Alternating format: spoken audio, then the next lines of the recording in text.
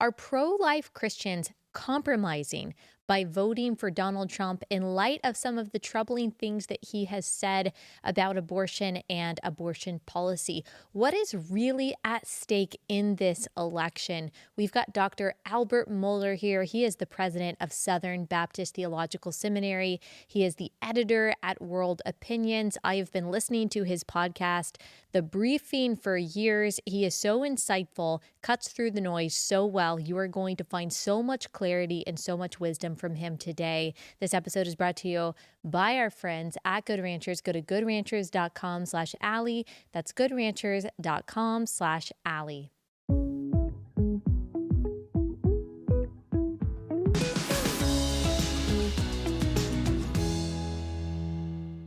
Hey guys, welcome to Relatable. Happy Monday. Hope everyone had a wonderful weekend. We are going to get into this conversation with Dr. Mohler.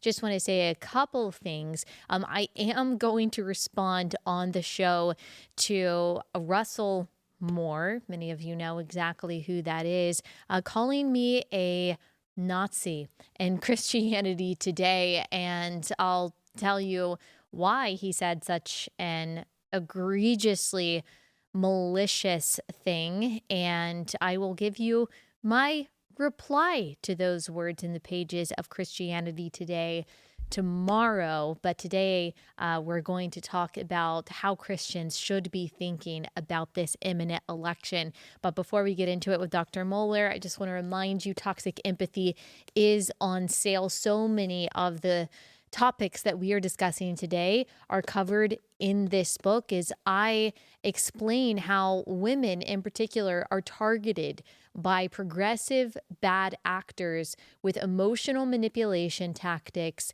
to make us believe that the progressive position on policies on these issues is the righteous and compassionate one. I want to take us to a place of true love, of true kindness, of true compassion, not a superficial, toxic form of empathy that blinds us to reality and morality. So you can click the link on the description of this episode to buy that. Please leave a 5-star review on Amazon if you've already read it, or you can just go to toxicempathy.com and you can see where else it is sold, as well as on Audible. All right, without further ado, here's Dr. Al Mohler.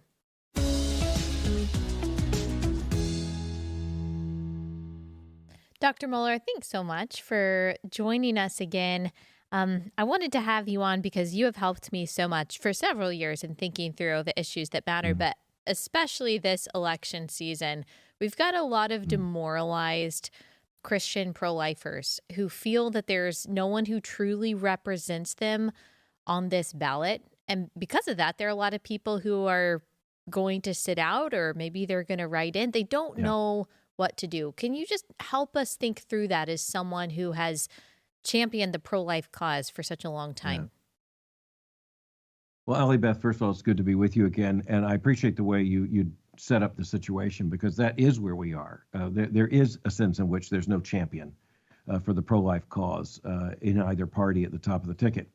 But, that doesn't mean that, number one, we face a situation in which there's not a clear alternative between a more aggressively pro-abortion stance and a less aggressively pro-abortion stance. And I think there's a very concrete difference in the two administrations that we put in place. And even as I lament some of the directions the former president has gone in this clearly, and a retreat from what had been hard-won pro-life gains in the Republican Party, there's still a light year of difference, light years indeed, between the Republican and the Democratic parties, and between what would be a Harris administration or Harris-Walz administration and a Trump-Vance administration.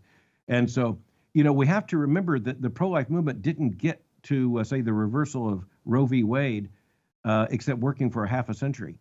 We're called to a very long fight here, and we've got to stay in the fight. And that means that we've got to be honest about the political alternatives in an election like 2024. And frankly, if the pro-life priority is clear, there's really not a moment's hesitation to understand what a distinction we're really confronted with. Because when it comes to the Harris-Walz ticket, you're talking about absolute unbridled support for abortion at any point up until birth, paid for by the American taxpayer, and quite frankly, aggressively supported with all the power of the administrative state.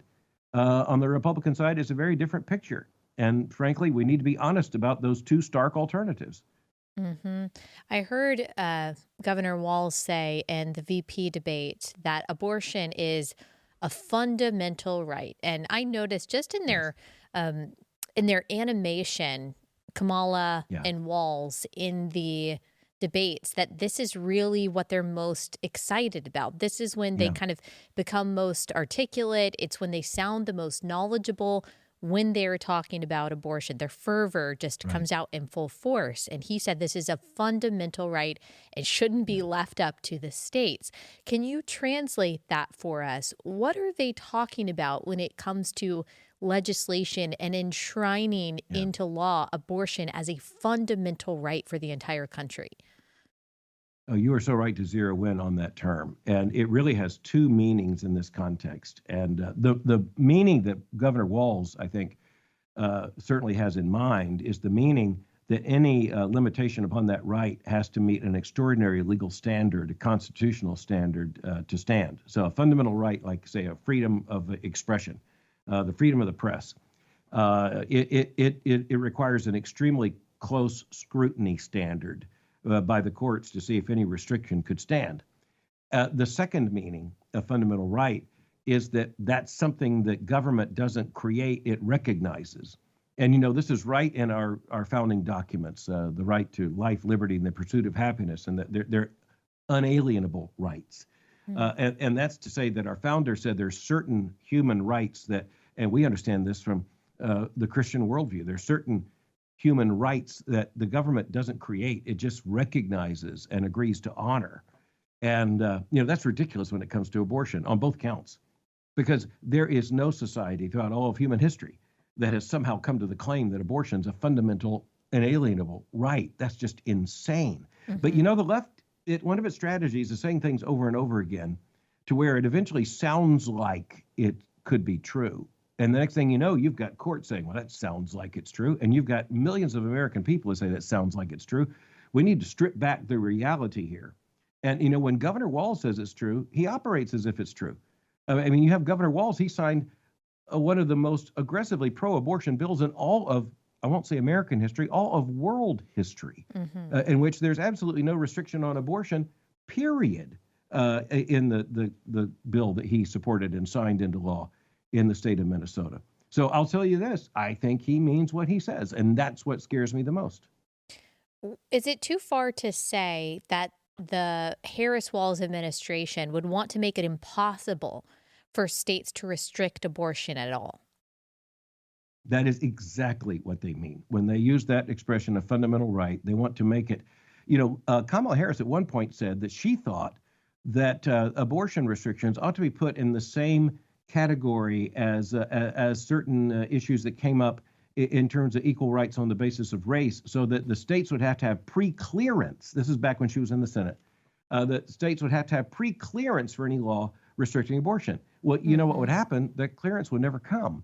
So, look, we know exactly where they stand on this, and they're going to oppose any restriction on abortion all the way up until the moment of birth. And we know this because that's what Governor Walz has already done. And quite honestly, we know that even when they talk about codifying Roe, I'm not going to say it's an evasion. I'm just going to say it's an outright lie, because hmm the Democratic Party's base, that's not what they're calling for, much less the activists in the Democratic Party. So we need to let Christian voters know what is at stake. It would be turning America into an abortion state.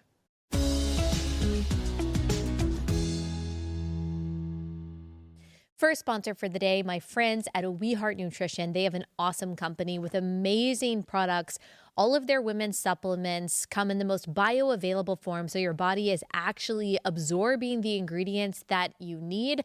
I can tell a huge difference in my health. I kick colds and sicknesses so much faster than I did last year, and that's if I even get sick. My kids are bringing home all kinds of germs and coughs and colds, and thankfully my immune system has been really strong despite it being a really sleepless season of my life, and I credit We Heart Nutrition for that. They're their prenatal vitamins, their omega-3s, their magnesium, their iron supplements have really worked so well for me.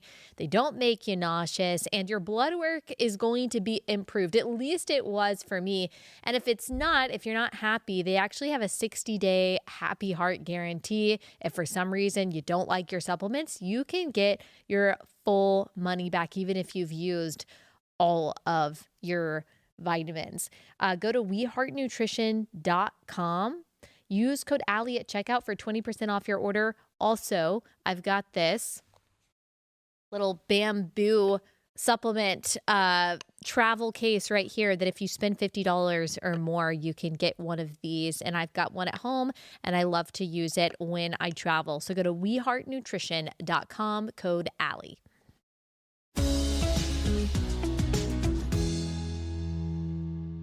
I have a lot of sincerely pro-life, Jesus-loving friends who feel that voting for Donald Trump would be a compromise on this issue.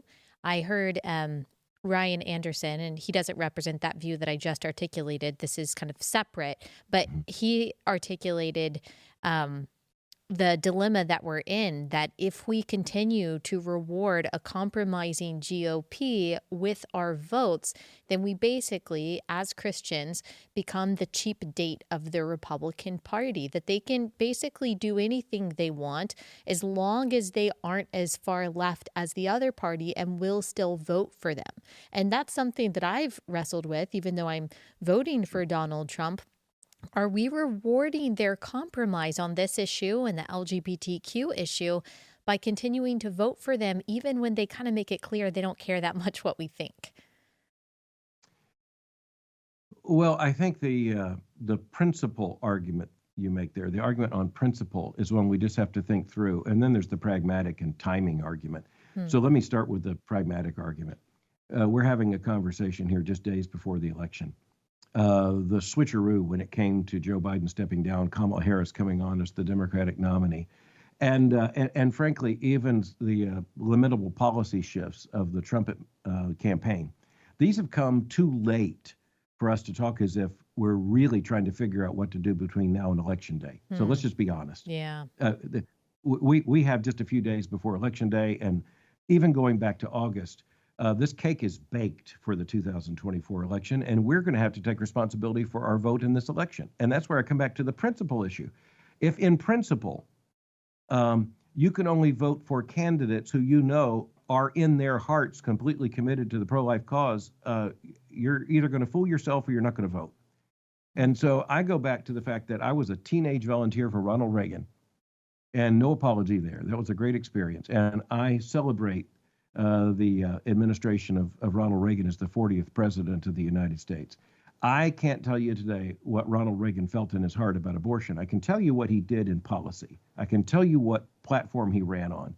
And when it comes to George H.W. Bush, he was a supporter of Roe publicly and ardently until the moment he became vice presidential nominee to Ronald Reagan. I don't know if his heart changed. I do know his policy changed. And we have to vote on the policies that are going to come out of an administration. So again, I think there's going to be a long-term conversation, just like Ryan Anderson, who's a dear friend. I think that conversation is going to happen. But you know what? It's not going to happen before Election Day.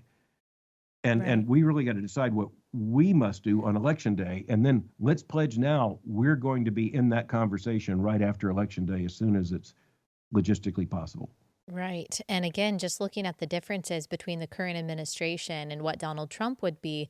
I mean, we have yet another pro-lifer who was just placed in prison for 3.5 years for not anything violent, but unlawful assembly in the state of New York for protesting outside of an abortion clinic. And there's Joan Bell, the 74-year-old, who is also placed in prison for blocking an entrance to an abortion clinic. And so that's the Harris-Biden administration. That would be the Harris-Walz administration, I think, even more fervently than what we're seeing right now. And so that's a really big difference. That's part of what's at stake. And you're right. Can I offer one thing there, please, to support your argument? And I just want to talk, my dad used to say, eventually get down to the hammer and the nails. Okay, I want to get there for a moment.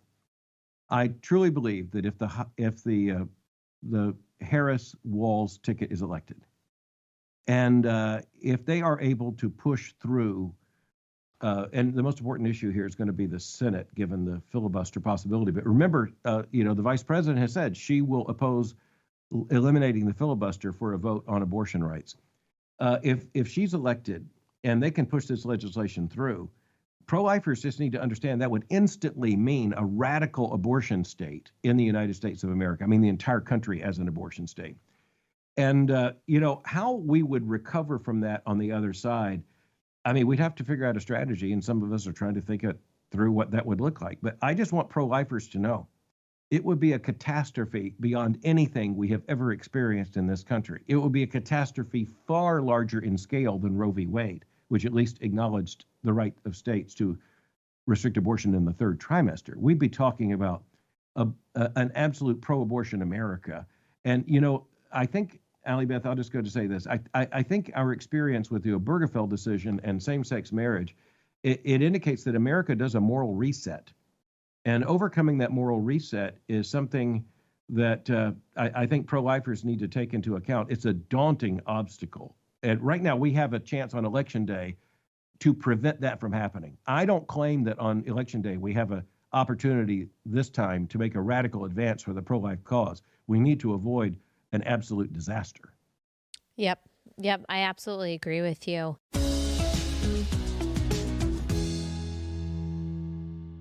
I love our friends at Range Leather. The owners of Range Leather, Kyle and Bailey, started their leather company from their kitchen table in Wyoming. All of their products last forever. I actually have this bag right here that I've been using every day when I travel and when I come to record is from Range Leather.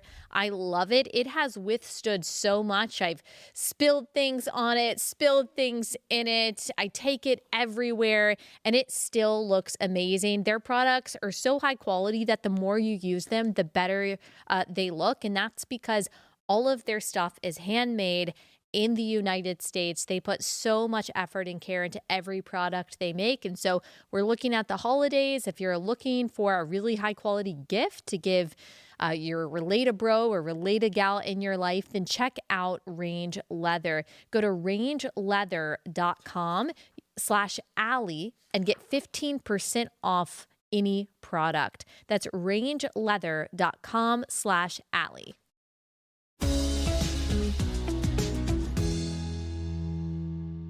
What do you say to the tens of millions, according to George Barna, of Christians who attend church regularly? This was the study that was just released by his institution, who say that they are simply uninterested in politics right now and do not plan to vote. They're hearing what you're saying, but they're thinking, okay, I'm probably not going to make that much of an impact with my single vote anyway. I just don't really want to be a part of this. What's your message to them? Well, my first message has nothing to do with 2024 and everything to do with Romans 13.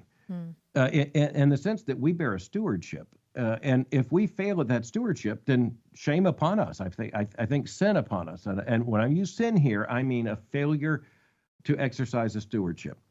And I think it's disastrous. And by the way, if you don't vote, that's a political act. If you are qualified to vote, you're registered to vote, and you have the right, the franchise to vote, and you don't vote, you just overvalued every other vote, which means you overvalue votes against your convictions. And so, look, there's no safe place to hide. I want to tell American Christians, not voting is not a non-political act. It's a political act. Now, I'm not saying that it would never be called for. I'm just saying in a situation like this where you've got these kinds of issues at stake, not voting, I think, is a form of failure of stewardship. And I don't know how to put it in any other terms. I do believe it's a failure of stewardship. Now, I can't bind everyone's conscience, but what George Barna is talking about is not a number of evangelicals who are truly torn in conscience. It's a number of evangelicals who say, I'm just washing my hands of the matter. Well, you know what? That didn't turn out well for Pilate. It's not a good policy. Moral abdication is not a Christian alternative. What role do you think pastors play in this? I know they've got a hard job, but certainly if tens of millions of Christians who go to church are disinterested, there seems to be like there would be a role to play for the shepherds of these flocks. Yes, and I don't believe that's turning the pulpit into a political action committee. But you know what? We have not invaded politics. Politics has invaded us, Hmm. which is to say, our convictions about, for instance, the image of God and the sanctity of life and the definition of marriage. And let's be honest, what it means to be male and female, what it means to look at children and say, that's a boy, that's a girl. The government has invaded our turf. And so I don't understand the pastors who aren't directly addressing these issues with their people. These are issues of public policy and biblical truth in collision.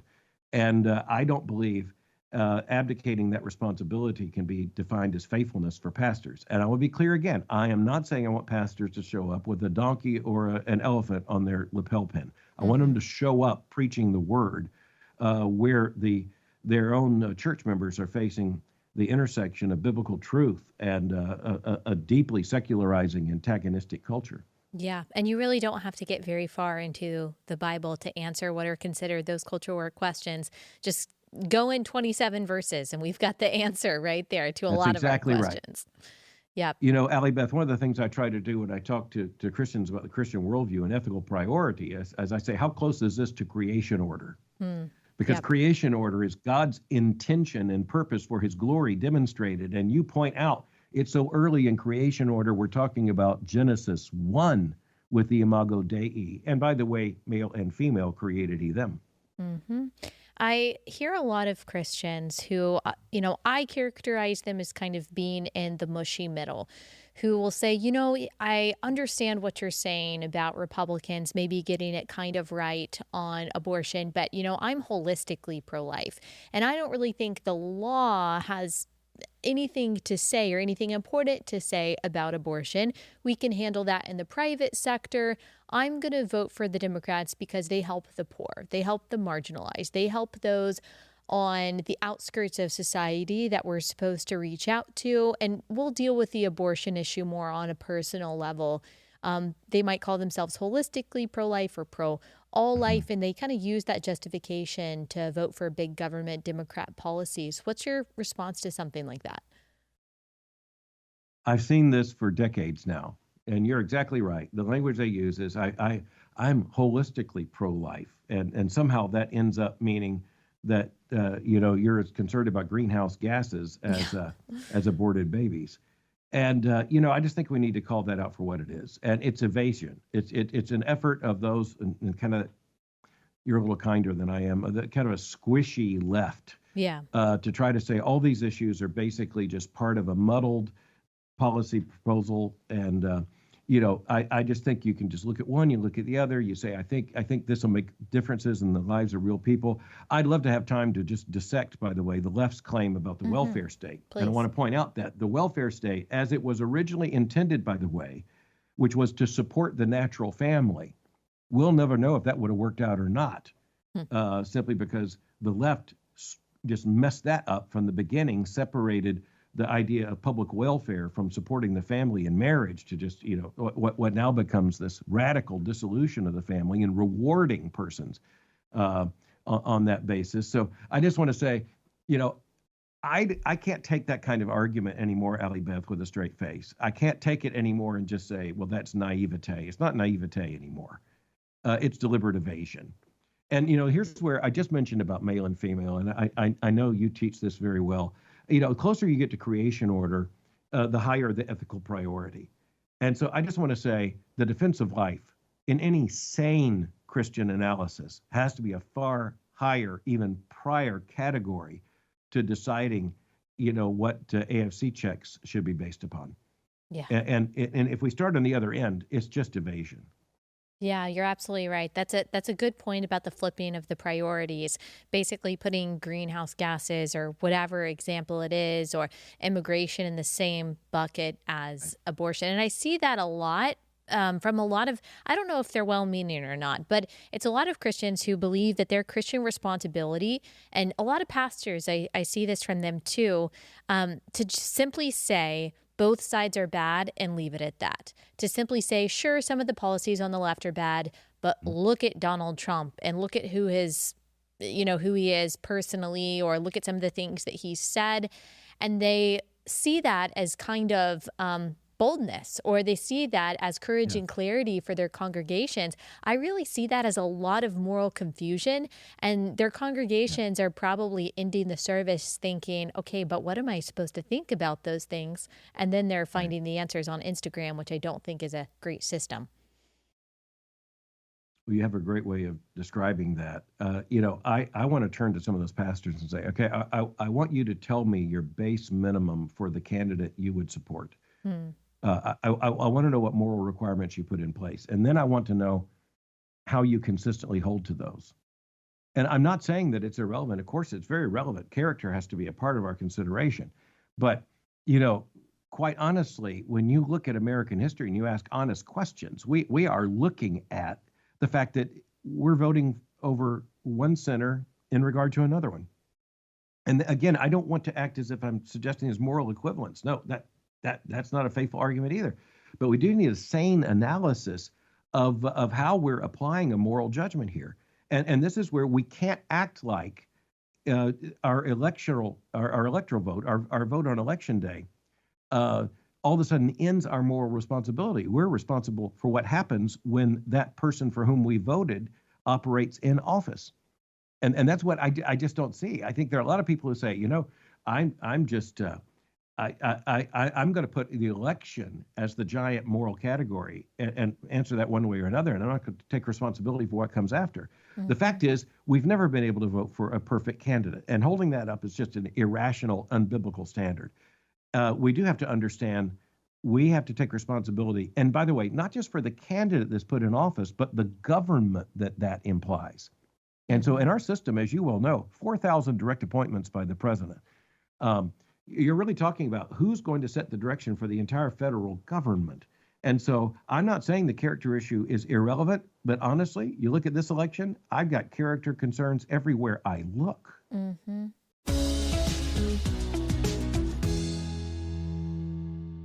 Okay, guys, have you gotten my box from Good Ranchers? If you haven't, it is time to give this gift to yourself for Christmas, or maybe this is a part of your New Year resolution. Make your life easier. Stop going to the grocery store, picking out the different cuts of meat, wondering if this meat is really from the U.S. or do they just have a sticker on the package because it was packaged in the U.S. You know they can get away with that, right? And you don't actually know where your meat is from unless you are getting your meat from Good Ranchers. It is all from American farms and ranchers. Plus, this is a company owned by a Christian conservative couple that shares our values. It's a win all around. I love that it makes our life so much easier and healthier. My box, the Allie box, has 16 4.5-ounce plain chicken breasts, 1 pound Angus ground, 2 1 pound Angus ground beef packs, 8 6-ounce American Wagyu plus Angus beef patties, and 2 18-ounce bone-in ribeyes, and a limited edition collectible recipe card featuring one of my favorites. If you go to goodranchers.com/Allie, use code Allie, you get $25 off any box. That's goodranchers.com/Allie, code Allie.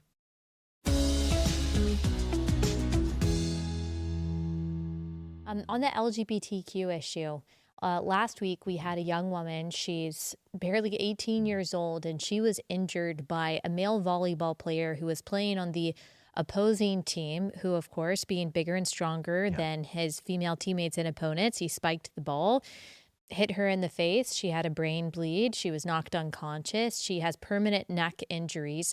And now she's brave enough to be speaking out. And of course, she's talking about these Title IX changes that the Harris-Biden administration have tried to push forward.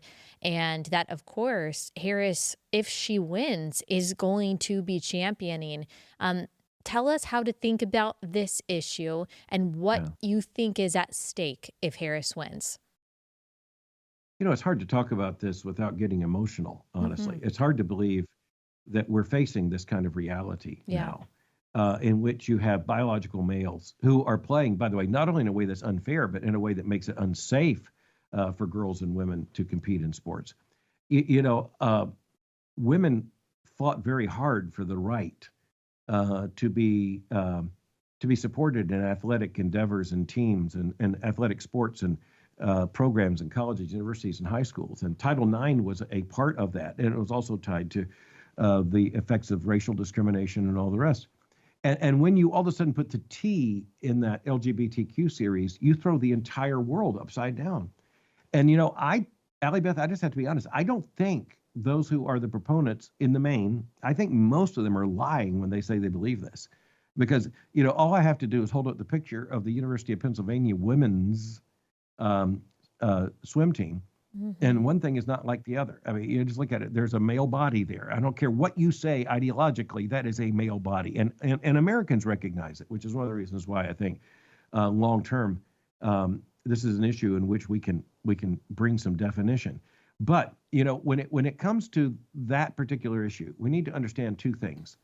When it comes to Title IX, President Joe Biden has said that his administration will interpret that to mean that the T is covered along with every other category covered, and non-binary and gender fluid, whatever category you want to use, is covered by Title IX protections. That means the end of women's sports. It eventually means the end of women's and girls' everything, because you're going to have biological males that are going to be able to call themselves girls or women and be on them. That is beyond insane. And you have the Harris plan, which, by the way, is buttressed of something. In her interview on Fox News with Bret Baier, she was asked about some of these things, and she said, "I will uphold the law. I will uphold the law." Yeah. Okay, that is such an evasion, because that's not what we're asking. We're asking, what do you want the law to be? And she will not say that out loud because it will cost her millions of votes. So we're going to have to say it out loud. It will mean more boys on girls' teams. It will mean more men on women's teams. It will mean more spiked balls and more brain bleeds. And that's the simple bottom line truth. Yep. She was responding to a question about something so absurd. It was an interview that she gave a few years ago. She proudly said that when she was Attorney General of California, she championed the policy that allowed male inmates, to have the quote unquote sex change surgery funded by the taxpayers and then switched into female prisons. Now, we know in the state of Washington, in the state of New York, in the state of Illinois, in the state of California, in Oregon, where these policies are in place, women, incarcerated women, have been raped, have been assaulted by these men. Right. Some of them have had surgery, some of them haven't, who have entered female prisons. And of course, Kamala Harris hasn't been talking about that this campaign. They haven't been talking about transgenderism at all because it is so unpopular. Yet that is who she is. That is what she has advocated for, and she will continue to do so if she's president. Absolutely. And she's told us that at every opportunity. She's saying it now by evading the question, and just by saying, "I will uphold the law." Well, she knows what she's doing. We need to call her out for what she's doing there. And Allie Beth, you look at this confusion, and again, I don't think many of the people who are political proponents of this movement actually believe it. And so just this morning, I saw where a father of an 8-year-old girl had gone to a school board meeting because his 8-year-old daughter had been confronted in the bathroom with an 8-year-old boy who, same stuff, declaring himself. Yeah. And wow. And the thing this father said to the school board is, if I did that in the adult bathroom, you'd put me in jail. Mm-hmm. And so it's the irrational, inconsistent, hypocritical, ideologically, frankly, intoxicated left that is pushing this. And I thank God that you're pushing back on it. And I think we just need to let Christians know we have to press back on it. And honestly, I think, and it's hard to put this in a scale, I think the Title IX problem with the Harris-Walz ticket, once it becomes, if it's elected a Harris-Walz administration, I think the more immediate action is not going to be on the life question, because that's going to take some legislation. I think you're going to see it on Title IX. I think it's going to be a revolution. And I think when a lot of Christians wake up, it's just going to be too late. Mm-hmm. I do wonder if the trans issue is the bridge too far. That's why they haven't been campaigning on this, because a lot of Americans, left, right, center, see the ridiculousness of this. Do you think, if we're to be a little optimistic, that adding the T to LGBT has really hindered the sexual revolution and is causing people to kind of look backwards and say, maybe this started when we said that husbands and wives are social constructs. Do you see that? Right. Oh, absolutely. And this is where their own category of intersectionality comes back to explain how they got here. because they really thought the commonality of LGBTQ and that ominous plus sign is this intersectional argument that you add all these categories together and you gain more moral credibility for your revolution. And yeah, I think you're exactly right. The T in LGBTQ is making a claim that requires people to say something categorically different than L and G and B, in which case, of course, we have a very clear moral understanding of what's at stake there. But they're not asking people not to believe their eyes. And on the T, they've actually gone to the point where they're saying, okay, this is a woman. And you go, no, it's not. And by the way, you don't think it is either. But you have bought into an ideology and an intersectional, political support and identity politics that means you're in this conspiracy to just keep saying that that's not a man, that's a woman.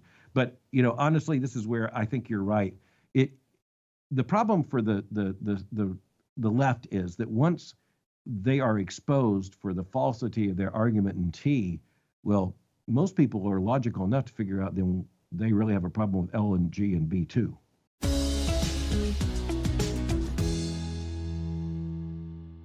Look, we don't know what's going to happen with this election. We don't know what's going to happen tomorrow. You never know when disaster is going to strike, when the supply chain is going to be affected, when you're unable to get the medications that you need or that you and your family rely on. So it's better to be safe than sorry when it comes to medications, when it comes to our family's health. Go ahead and get a Jace case from Jace Medical. This includes life-saving antibiotics. You can even add things like an EpiPen or ivermectin or Tamiflu that can be a game changer if for whatever reason you can't get to the pharmacy, but you or one of your family members has this kind of medical need. You can also get a Jace Daily case. That's a year-long supply of the prescriptions that you and your family rely on, which again can be a lifesaver if you're in some kind of disaster situation like Hurricane Helene or something happens and you're just unable to access this medicine. So take care of your family in this way. Go to jace.com and enter code Allie at checkout for a discount. That's JASE.com, code Allie.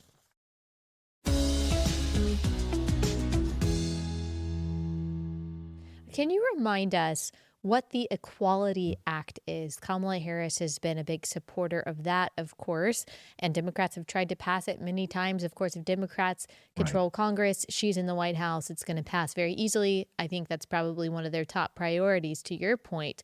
Can you remind us of what that would mean for Christians or really anyone who believes in the reality of male and female? Yeah, no, I appreciate you asking that question. And I think the greatest comparison I know, and this dates me a little, is that I think it would have a similar effect to what would have happened if the Equal Rights Amendment had been ratified in the 1970s. Now, that would have been a constitutional amendment, but the result of the ERA would have been that it basically would destroy all sex-specific distinctions in society in any meaningful way. And that was before the LGBTQ revolution had worked its way out. But some of those issues were already, at least visible. But back then it was the old days when you worried about whether women would be included in the draft. The Equality Act is threatening because the very things we talked about with these Title IX restrictions, well, the immediate impact of those Title IX policies would be horrifying where Title IX policies apply. And so, that's a lot. You're talking about schools and you're talking about colleges and universities. Title IX recipients. The Equality Act would take that and apply it to the entire society at once. And that's why I made the comparison with the ERA. If it had been ratified, then instantly you would have had a situation in which every law has to conform to this new reality. Every policy, every citizen is accountable to this. And that's what would happen with the Equality Act as a piece of legislation. That's why the Democrats know. That's why the left wants to pass it as quickly as possible. They can use it. And by the way, this is going to be a direct confrontation with religious liberty. It's going to make operating a school like mine all the more difficult. By the way, we take no tax money, so there's no Title IX issue here. But the Equality Act, they could show up at this door just on the basis of that federal legislation. They can and will basically try to shut down Christian witness on these issues. So that's something else that's at stake that I think a lot of people don't fully understand, that they feel that somehow they'll be shielded by that. But actually, we've actually seen in several states, including in California, including in Washington, that Christians have been punished for their speech. And of course, many of these cases have been won by the pro-First Amendment side in the Supreme Court. Right. But even just looking at Kamala Harris, of course, who doesn't care about the First Amendment at all, when she was Attorney General, forcing the FACT Act on pro-life pregnancy centers that forced them to advertise for abortion, going after David Daleiden, the pro-life reporter who reported on Planned Parenthood. So I hear a lot that, okay, we've got to vote for Kamala Harris just to save democracy. We've got this autocrat over here in Donald Trump who doesn't care about the Constitution. But when I'm looking at Kamala Harris's record, just when it comes to our First Amendment rights and walls as well, I'm not seeing a team that really cares about my true freedom.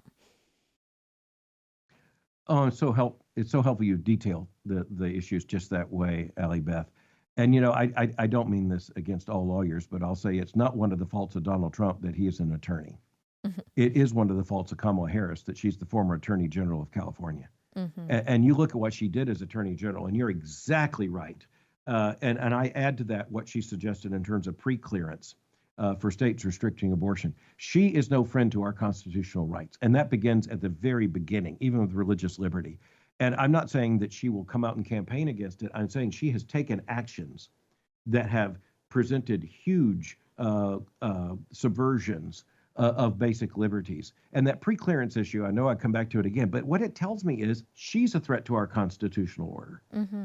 And so I'm not saying that we don't have big problems in the 2024 election. I'm just saying that if you're going to talk about saving democracy, you better take some account for at least acknowledging the very things you have helpfully outlined there. We are talking about the Democratic left that will use the power of the state to accomplish its ideological and moral ends, and will trample our liberties in the process. And frankly, I think redefine the power of the federal government. Mm-hmm. I like to remind people that when Democrats say freedom, they're only talking about two things. They're talking about sexual immorality and abortion. They're not talking about your First and Second Amendment rights. They're not talking about your constitutional liberties. They're talking about sexual libertinism and killing your children. So every bit of freedom that they say they advocate for tends to fall under those two categories. When it comes to immigration, this is another one that I think a lot of Christians are confused about. It's good to feel compassion for those who are fleeing violence. It's good to feel compassion for the downtrodden, but some people allow that. I use the term toxic empathy to describe how people become blinded to reality and morality because they only feel strongly, exclusively for a particular victim on a side of an issue, especially when it comes to immigration. And so they may feel that really any border enforcement or any immigration enforcement is cruel. And yet we're seeing the human cost to opening up the border and the federal government undermining Texas's efforts to secure its own border. So how should Christians think about this issue? Is this a biblical issue in a similar way that these created order issues are? Well, that last twist is really important, and I thank you for it. No, this is not a creation order issue, except, and we need to acknowledge this, to the extent that we recognize every single human being as made in God's image, and thus worthy of being considered, in some sense, our brother and our sister, our neighbor, in that sense, in what it means to share the imago Dei, the image of God. But, Allie, Beth, you mentioned the issue of immigration, and you defined it rightly. And so let's understand, when the left is talking about this, they're talking about reshaping the nation and reshaping the moral order. And there are real humanitarian crises all over the world, and some of them fairly close to us across the border. But you see this in Europe right now, where you have liberal regimes, liberal governments that are being toppled and shaken by immigration crises in their own countries, and the realization that decisions were made that have been disastrous for these countries. So let's just put it this way. Love of neighbor means we concede some truths. One of the truths is that a nation, that includes the United States of America, can handle only so many immigrants of a certain kind coming for qualified reasons at a time. That can only be done a certain amount at a time. When you have a humanitarian catastrophe, such as what's happened in some situations, there's some legal allowance for a special case after this kind of disaster. But the disaster in this case is the failure to apply the laws of the United States of America and maintain recognized borders. And that is disastrous. And, Allie Beth, you point out the argument coming from the left. Well, this is where it'd be helpful if we just take their argument to the logical conclusion. Let's just say, okay, let's just take your argument. You say borders don't matter. Okay, borders don't matter. Well, you know what? When they take these liberal positions on abortion, they got no skin in the game. You all of a sudden say, well, okay, let's just say borders don't matter. Turn in your passport. You're a citizen of the world now. You know, and I know that the Democratic left is not going to go along with that because they don't mean what they say. And love of neighbor is not helped by just eliminating all borders. I believe nations are logical units, and if they survive as any length of time, they're logical units based upon historical reasons. And it just doesn't help the world to say all of you are welcome to come. That would lead to a humanitarian disaster larger than anything we could imagine. I hope I'm being clear here. It's just, yes. I just get so frustrated by the left on this. I just want to say, okay, let's just take your argument to the logical conclusion. You be the first to turn in your passport and your driver's license. Let's see how that works out. Yes, and sometimes it's good to ask those clarifying questions for those who really can't get on board with any immigration enforcement. Well, how many is too much? Should we allow every single person from every single country that is poorer than America to come here? Do they all have a right to come here? Do we have a right at any point to say no to anyone for any reason? Right. And usually there is. And then you can kind of work from there because I don't know very many people who, when it gets down to it, truly believe in allowing an unmitigated flow of unvetted strangers into our country. And yet they also won't say, okay, well, how do we get to enforce that then? Which means that they're not That's really right. living in reality. No, they're not being intellectually honest. And, here's where I think there's a conspiracy of sorts. And so I don't mean that as a conspiracy theory because I'm going to give you the facts. It's an open secret. You have the mainstream media in this country that simply won't tell the truth about immigration. They simply won't. They won't go to border towns and tell you what's actually happening. And you know better than I know the fact that there are those who try to make this just a leftist argument based upon ethnicity, but an awful lot of the people who are most concerned about the effects of illegal immigration are those who are from the same communities and have immigrated here legally and now understand the threat of illegal immigration and what that means. And, there are too many people in endowed, professorial chairs at Ivy League universities and, frankly, 18 to 20-year-olds on campuses and too many suburban liberals who have no skin in the game. I'm from Florida originally. I think I got a pretty clear understanding of this through 3 waves of immigration when I was a teenager. And, my church was on the front lines of ministering to every single person who showed up on the shore, on the beach. And my dad was, I want to honor him, was just very involved as a Baptist layman in helping those people. But you know what? We understood the distinction between legal and illegal immigration and the government's responsibility to deal with that. And so I think love of neighbor means, yes, we're going to take care of them. We're going to give them clothes. We're going to give them food. But that does not mean we give them citizenship based upon the moral context. And I think a government has a moral responsibility to protect its own citizens. And people seem to understand this when it comes to other countries. If you asked, hey, should 1 million of us Americans get to go to Zimbabwe, set up camp there illegally, and, conform the culture in that city to our image, of course, they would call us colonizers and oppressors and all kinds of things. And they would absolutely defend Zimbabwe's right to protect their borders, to protect their people. But for some reason, when it comes to Britain, when it comes to America, that's seen as racist, bigoted, wrong, invalid, illegitimate. But the truth is, and you've talked about this before, is that your country is like a family in the same way that you don't live in a house because you hate your neighbors. You don't lock your door because you mistrust the person who lives across the street. It's because you love your family. And if you allowed strangers to come into your home, to take your children's bed, to take your children's food while they starved and slept on the floor, that wouldn't make you a kind person. That would make you a bad parent. And our government has a responsibility to us. Our government doesn't have a primary responsibility to every single person in the world. That's why God gave us governments, Romans That's right. 13. That's why we have countries. That's why we have borders. These are That's all right. gifts of common grace that lend themselves to human flourishing. That's how I like to think about it, that God is a God of Yeah. order, and borders allow That's order right. that leads to human good. And those borders, and this is what you underline very helpfully, those borders help to make clear to whom we owe first priority of care and loyalty. And I think that's deeply rooted in creation order. I mean, and this is, what in the Christian world we call the principle of subsidiarity. You cannot have a healthy neighborhood or you don't have healthy families. You can't have a healthy city without a healthy neighborhood. And so it's the most basic relationships you got to get right first. And Allie Beth, one other illustration I love to use, just in talking about immigration, is, we have very good relations with Canada. But if 1 million Americans illegally invaded Canada, and I don't mean with guns, I just mean if they walked across the border, Canada would consider that an act of war.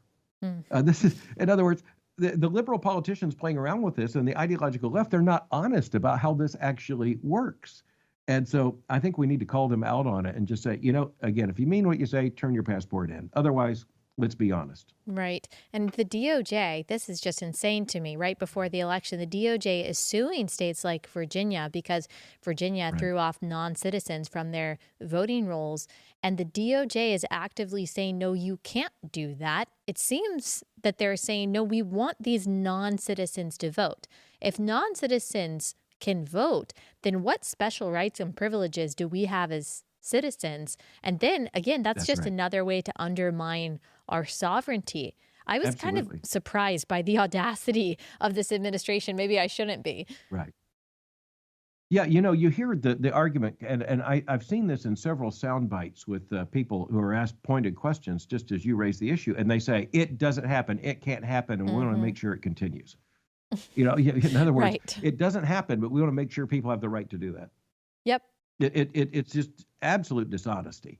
And by the way, I think this is one of those issues. If you look at the Virginia polling, when the Virginia governor says this and the federal government says, no, you can't do that, an astounding number of Virginians have their eye opened on that question. The public understanding of immigration in Texas has reversed itself in 20 years.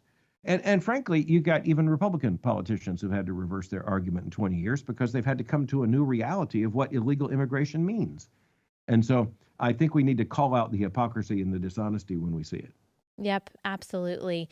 Dr. Mohler, I think we're having you on next month to talk about your book that's coming out before Christmas. But could you give people maybe a little sneak peek of that book? Yeah, thank you, Allie Beth. That's very kind. The book is now out. It's Recapturing the Glory of Christmas, and it's a 25-day, in this case, day devotional. It should help Christian families and parents to understand. It's deeply biblical. I really dive into the scriptural glory of Christmas and help folks to see it. And I really hope it encourages Christian families and Christians to recapture the glory of Christmas. It's one thing for us to look at all the confusions of Christmas and bemoan them. That's all true. But in our own homes and our own hearts, we need to recapture the glory of Christmas. And that's the title of the book. So thank you for asking. Yes, and I love that so much. And I love that we're talking about a book that's going to come out after the election. It reminds us that the world is going to go on, that the Lord is always going to be worthy of celebration, that we continue to do what Christians have always done, that against the powers that be, against the powerful ideologies of our day, we continue to give glory to God. And so thank you so much for writing that. I'm excited. Our family is definitely going to be using that this Christmas. So thank you, Dr. Mohler. I really appreciate you, and we'll see you back here soon. Allie Beth, I'm so thankful for you and your voice, and just keep at it. We need you desperately. So God bless you. Thank you very much. Likewise.